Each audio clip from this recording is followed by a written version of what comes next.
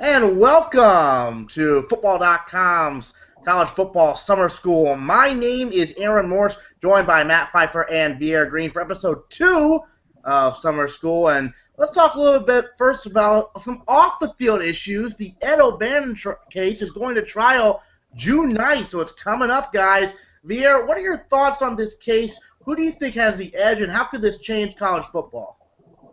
Right now, I would think Ed O'Bannon has the edge just for the simple fact this has never happened before. I'm sure the NCAA wasn't ready for something like this to happen. And I think it has the potential to open up some big-time doors. For example, if Ed O'Bannon somehow wins this case, it opens the door for other college athletes, maybe college football players who want a piece of the pie from these big-time cable deals with cable companies and the SEC and all these power conferences.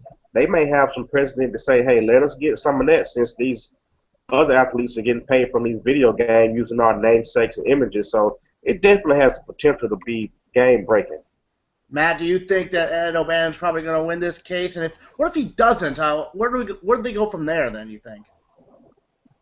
Well, I think Ed O'Bannon has a good chance of winning the case, especially since you're going to have a jury making the decision in this case. I really think a jury is going to side with the athletes, saying that they do deserve to get at least some sort of piece of the pie. Now, if he doesn't win somehow, I wouldn't be surprised if you saw an appeal on it, even if Ed O'Bannon wins. I think you'll see an appeal from the NCAA, so I really think this is going to last a long time. I don't know if you're going to see any effects of this immediately. Even if Ed O'Bannon wins, I would tend to things are going to move very slowly.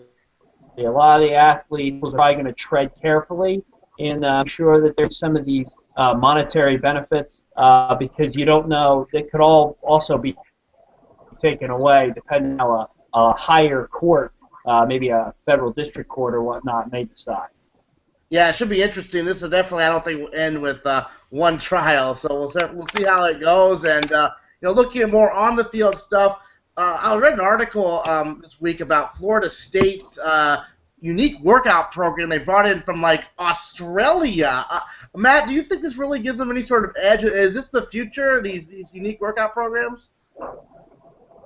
Well, it's this Catapult program. It's very interesting. Essentially, the coaches to figure out whether or not figure out peak, and then so you don't push them so hard, and it supposedly reduces injuries by something like 88% of all those soft tissue injuries, those tears and pulls that we see. FSU saw 88% fewer of those. Apparently, 5 programs who were recently in BCS Bowls used those. Obviously, Florida State, but also Oregon, LSU, UCF, and Baylor. University of Kentucky's even using it. They said now they've got athletes running. Their skill players are running an average of over 21 miles an hour. 14 NFL teams. This kind of seems to be a wave of the future, and it obviously not all these teams are going to be doing it, and then also keeping it secret that they're doing it, or at least trying to, if they don't feel it gives them some sort of edge. Obviously, not having injuries is a huge edge. That's been a big problem we've seen, and it's a great advantage for a coach to be able to know when a player may be too fatigued. You don't want to push him too far in practice, so he'll be fresh for the game. So I think this is a good for the state, but I also think everybody else is going to start doing it soon. So it should be very interesting to see what happens in the upcoming season with it. But I think overall it's a good advantage. And Viera, do you think this Catapult program is the wave of the future? I don't know. I think that's yet to be seen because, like he was saying, you have all these big-time programs doing it.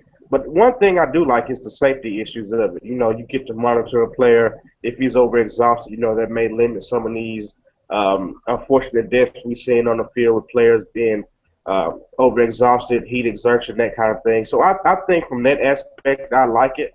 But at the end of the day, I'm an old-school player, man. You got to play within those strike lines and the yard markers. You can throw out all the analytics, throw out all the stats. You just got to get down and play, and regardless of what you put on these players, I call it a man broad munching them, which was totally caught me off guard. Man broad and football player just it doesn't seem like it goes together. But it'll be interesting to see if it does stick around. But at the end of the day, you just got to get out there and play. Now let's talk some college football playoff. It seems like everyone's looking forward to the first college football playoff.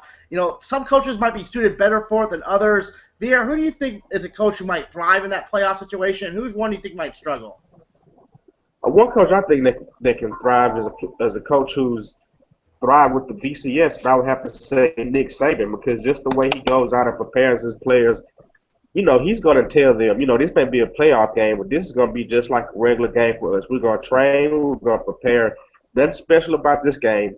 I know how Nick Saban is. He's going to preach to his players. Nothing is special about this game. You can't get too high. You can't get too low. So I think his coaching mentality is suited perfectly for the college playoff system. On the flip side, I got to go with a coach like Art Briles, who used to this up-tempo, fast-paced. It'll be interesting if he meets one of these SEC schools, the Big Ten schools, that likes to grind it out, run the ball, force the action down their throat. It'll be interesting to see if he can change his style and maybe slow it down and give his defense a rest. So it'll be interesting to see if he can adjust to these different types of athletes he'll be meeting in the college playoff system. So I say Nick Saban on one end and Art Briles on the other. Matt, your take on this? One coach who might thrive, one coach who might struggle?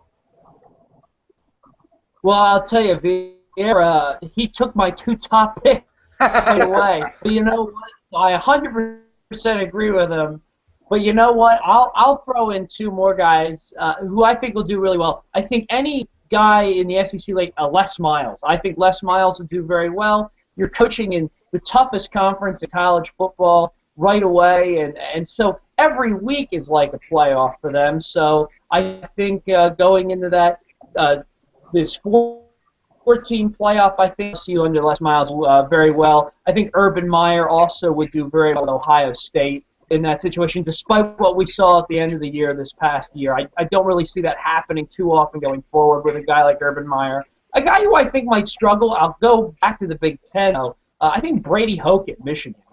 Michigan has a lot of close games. They seem to really come down to the wire in games that they shouldn't be coming down to the wire in. And I think if Michigan ended up in a situation where they were in the playoff, which probably wouldn't be this year anyway, but I think if they did, I don't think Brady Hoke's style is going to set up very well for that, because if you're in a close game with these top teams, a team like Alabama is going to burn you.